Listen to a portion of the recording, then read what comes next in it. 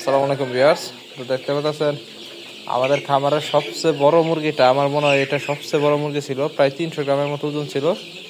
এই মুরগিটাকে ঠুকরায় একদম মাথা থেকে সবকিছু খায়া ফেলছে। তো এটা কিসের জন্য হইতাছে এটা বুঝতে পারতেছি না। মুরগি ঠুকরা ঠুকরিটা আমরা কিছুতেই বন্ধ করতে পারতেছি না। তো এটাকে এখন আমি বাইরে রেখে দিব। তার মাথার অংশটা দেখেন ঠুকরায় কি করছে, একদম একেবারে খায়া ফেলছে। আমি তো প্রথম মনে করছি যে এমনিতেই মারা গেছে, তো পরে দেখি এটারে একদম টুকরে একদম শেষ করে ফেলছে খায়া। তো এনে আরেকটা, আরে সর্বনাশ, মুরগি তো সমানে মাইরে রাখছে। এইটারও টুকরায় মারছে, এইটার দেখেন এই যে পশম নাই, একদম টুকরায় মাইরা ফেলছে।